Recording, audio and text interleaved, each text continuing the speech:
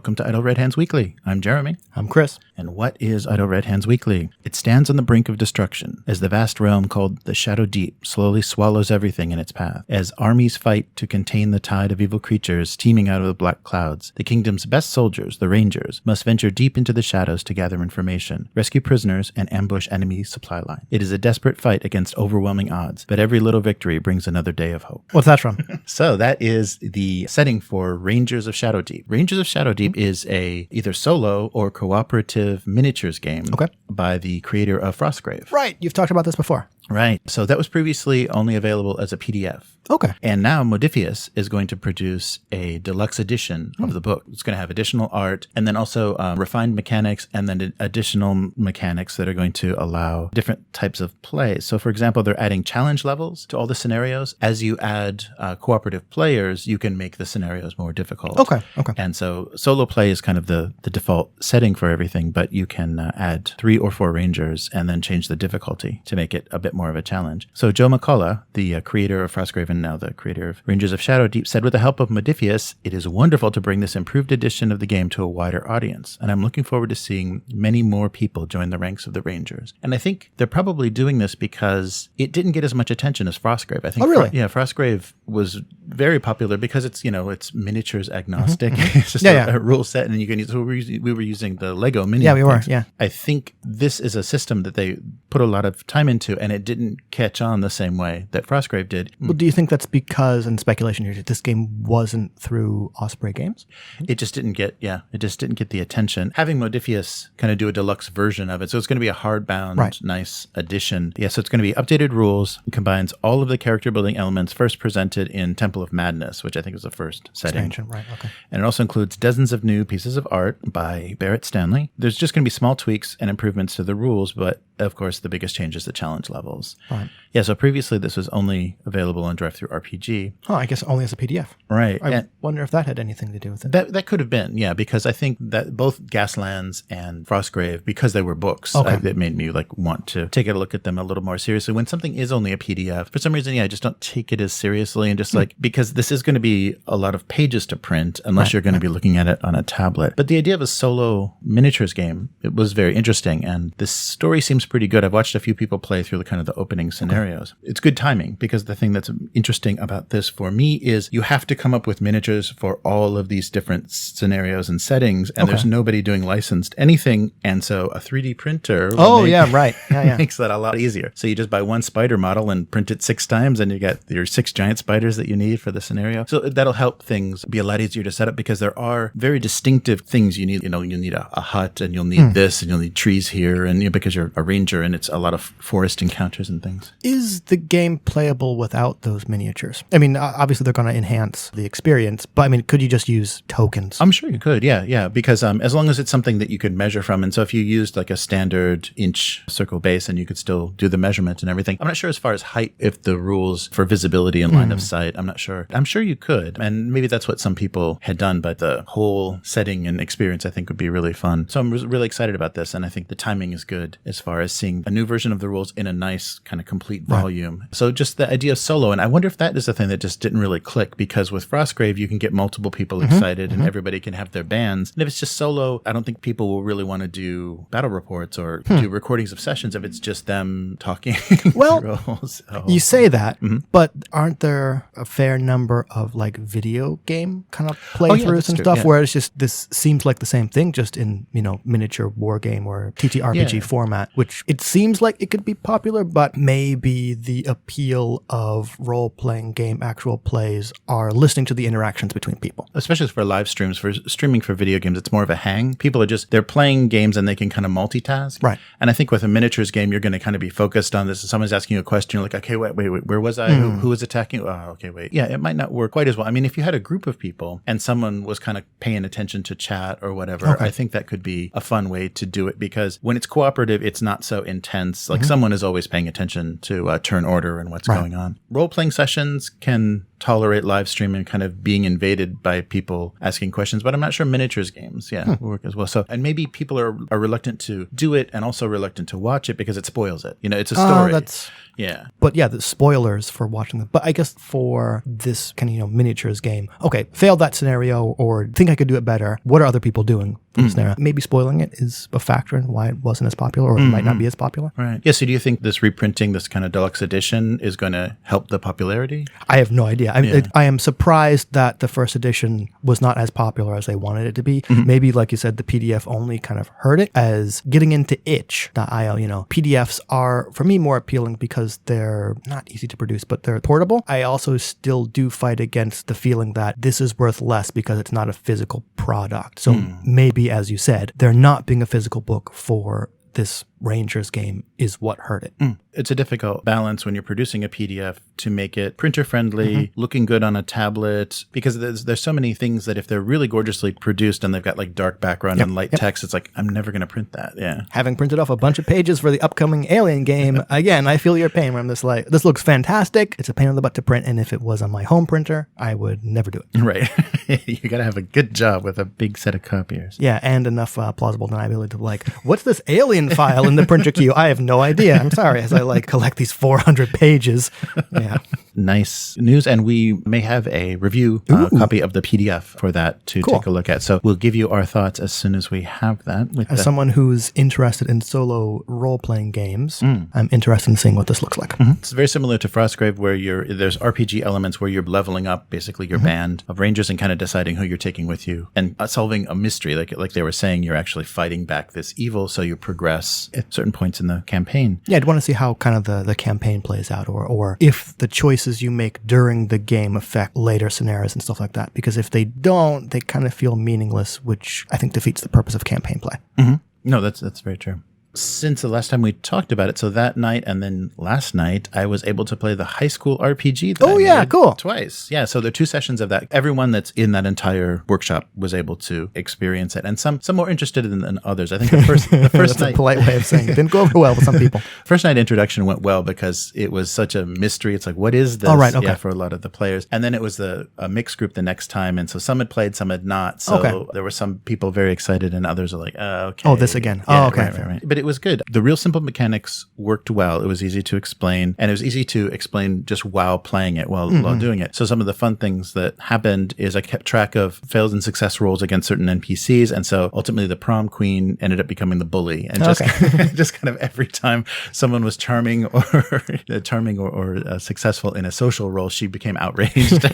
Improvised a really nice volleyball mechanic for the PE class. So I just had all the students. So it's just failing or passing physical rolls. So some of the very clumsy students actually did surprisingly well, and it ended up being a very lopsided game, but in a very funny, appropriate way. Yeah, so that went well, and I'm not sure. I think it'd probably be worth putting together if this was something that somebody was going to present. It might be worth putting together like a GM section as well, like how this is so stripped down, like what you're actually the mindset for actually what you're doing, and whether this is a social interaction or a mental interaction or a physical interaction, and think about how that stacks up. But it's a good way to kind of get some gamification into role play in ESL. That's awesome. For games that are fairly rules light, having those GM sections kind of explaining not necessarily how to run the game, but kind of, I guess, the ideas behind running the game, especially that the creator had intended, and like how you would handle certain things, I think does help a lot, especially for games that have very few or even one kind of resolution mechanic.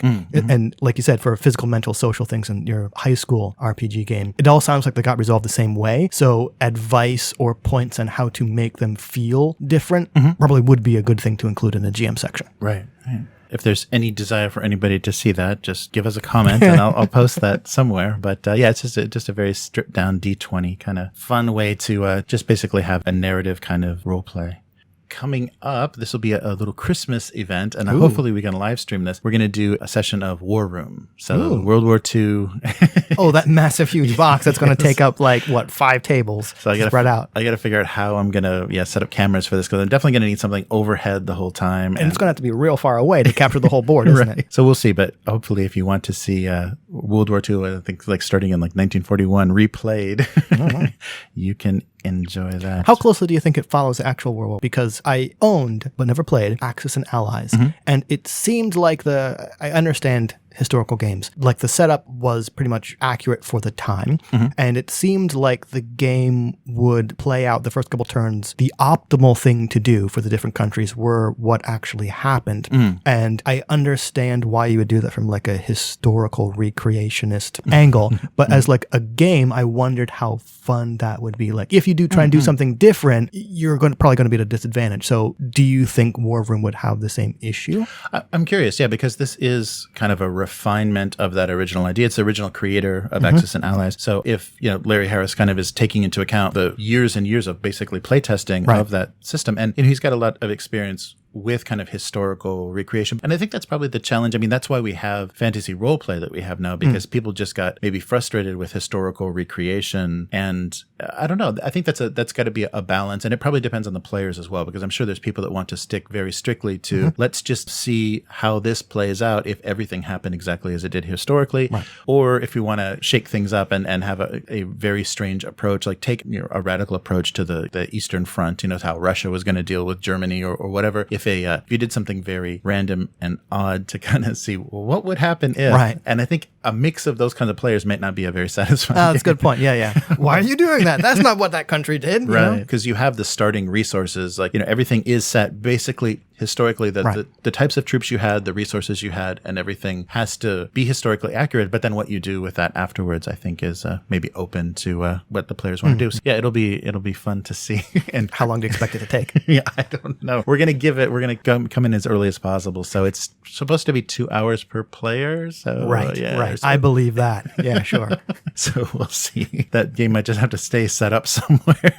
Like that's what I've not heard people play this game because obviously it's new. But yeah, I've heard stories of Axis and Allies games or similar games where you just leave that thing set up for weeks on end because no one can get together to play it and no one has the amount of time to invest into it. Those strike me as games for people who do not have kids or whose kids are now adult.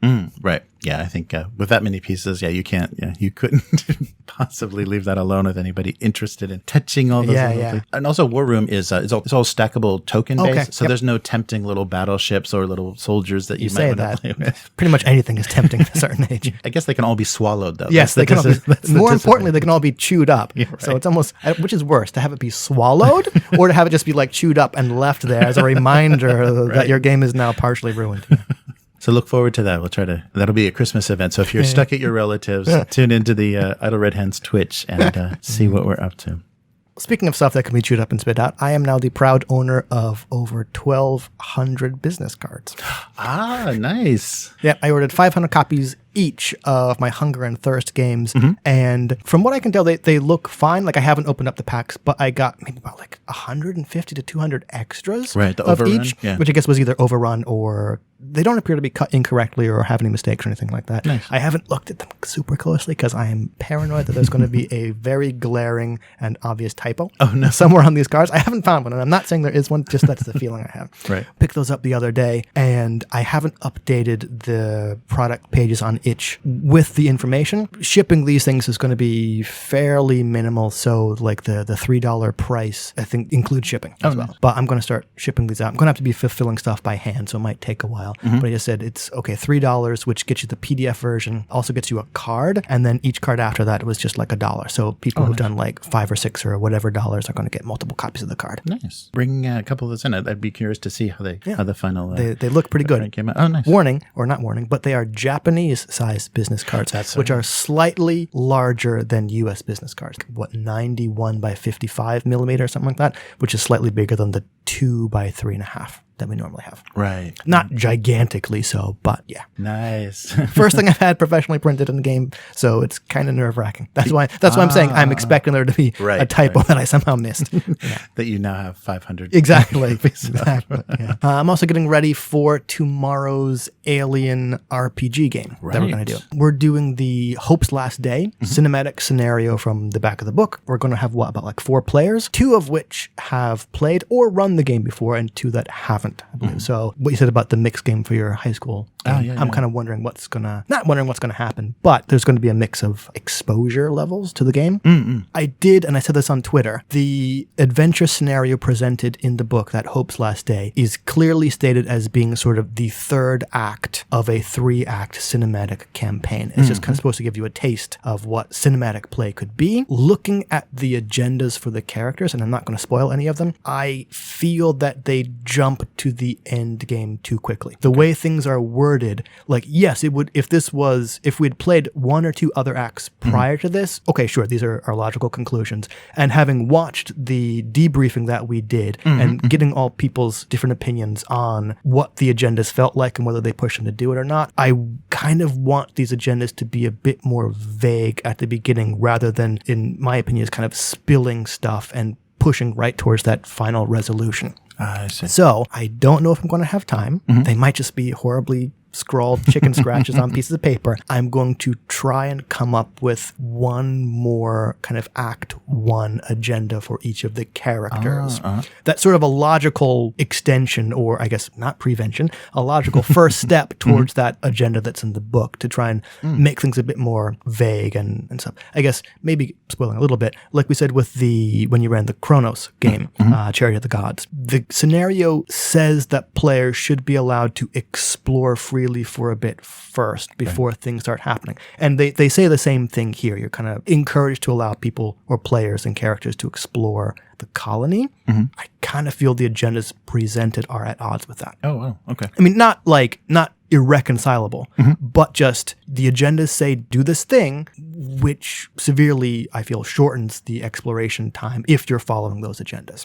Something that came up, I guess, during the debrief, I forget what they're called. The points you get for following the agendas, what are those called? Plot points, reward points, whatever points you get. Yes. Those are connected to the player, not the scenario. So, maybe spoilers, but where John said they kind of felt the third agenda didn't matter because they wouldn't get rewarded for it. You will. Right. You're just going to get to use it at the next scenario you play, which may or may not happen, but there is kind of a reason. So, I'm going to see what happens when John starts with one extra plot point. Nice, yeah. At the beginning of this scenario. Yeah, that's a good idea. That's right. I did remember seeing that. I was wondering, I guess, if you're playing a series of cinematic, I mean, that would be fun because it's like, I'm a totally different character, but I have this built-in advantage. Yeah. Yeah, so I'm really curious to see how this goes. I like how these are set up.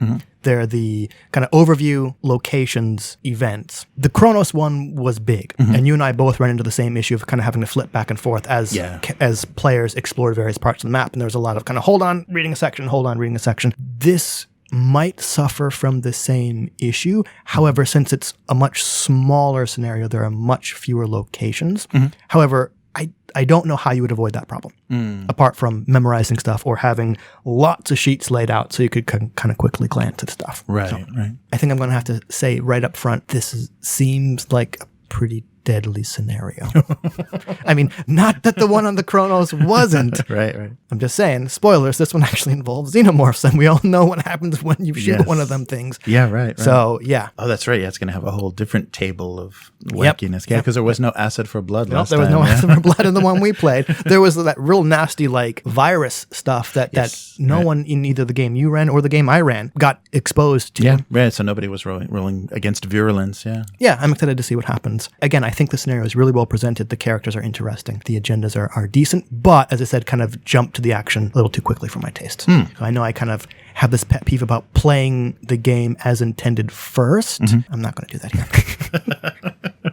So there'll be another interesting debriefing where we discuss, was that the correct Wow, that sucked. Those Act 1 agendas were terrible. Who wrote those? Yeah.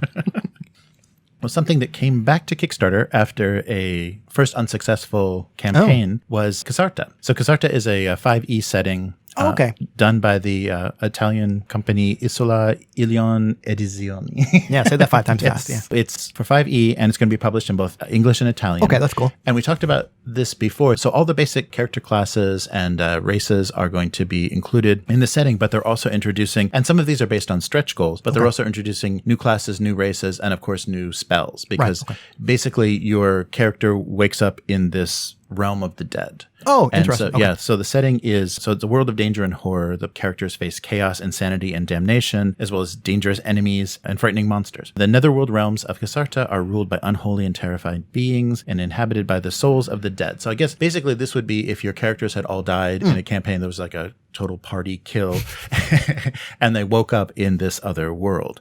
Sounds very, very interesting, and they are already funded this time. Okay, cool. So they set a lower threshold and probably backed off on kind of the gorgeousness of what they wanted originally to print everything at. So it's a core book, a map pack, a DM screen, and I think they're doing things like prints of some of the art and like T-shirts. Okay.